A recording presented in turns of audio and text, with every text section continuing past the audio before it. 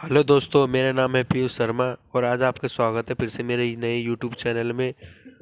आज मैं आपको बताने जा रहा हूँ इम्पोर्टेंट क्वेश्चन एनाटॉमी के। तो चलिए शुरू करते हैं।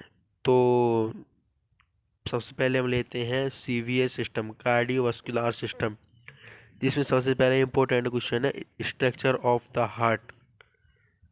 सेकंड नंबर पे आता है conductive system of the heart.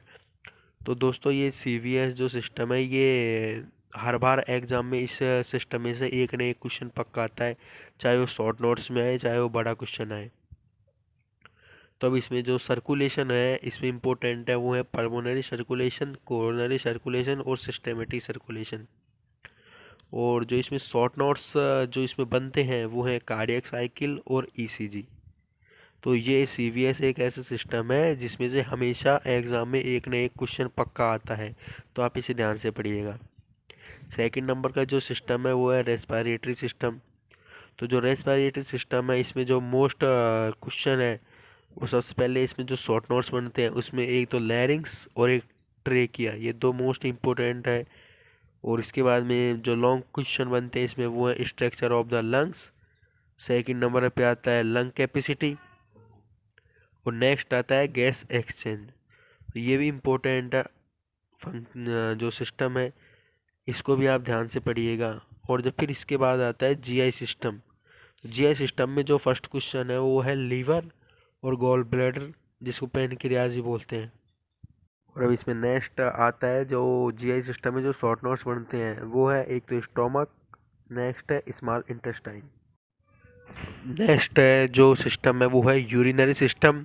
इसमें फर्स्ट जो इम्पोर्टेंट क्वेश्चन है दोस्तों वो है स्ट्रक्चर ऑफ किडनी और नेफ्रॉन। तो सेकंड इसमें जो मोस्ट इम्पोर्टेंट क्वेश्चन बनता है वो है रीनल फिजियोलॉजी। तो अब अपन आते हैं नेक्स्ट सिस्टम पर, वो है स्केलेटल सिस्टम। इसमें जो फर्स्ट क्वेश्चन है वो है cranial bone, vertebral column, pelvis. ये इसमें इम्पोर्टेंट शॉर्ट नोट्स के तौर पर आएंगे। अब इसमें जो लॉन्ग क्वेश्चन बनते हैं वो है structure of bone, long bone, division of skeletal system.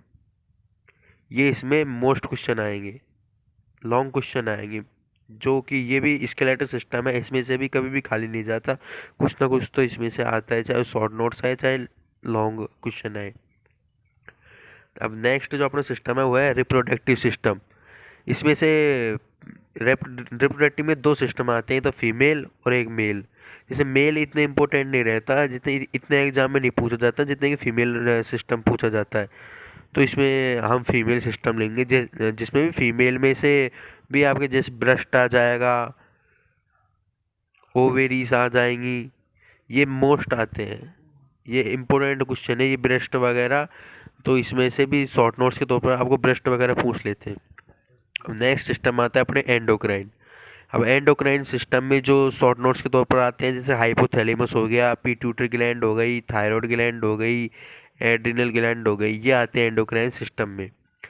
अब जो सेंसरी ऑर्गन्स है उसमें जैसे कि स्किन, ईयर, आई, स्किन ज़्यादातर इसमें पूछी जाती है। फिर अपने जो ब्लड हो गया इसमें जैसे कि स्प्लीन भी पूछा जाता है। जैसे हम अदर क्वेश्चन की बात कर लेते हैं, एक तो सर्कल ऑफ फिलाइस हो गया। फिर इस नेक्स्ट क्वेश्चन आता है फिजियोलॉजी ऑफ रेस्पिरेशन।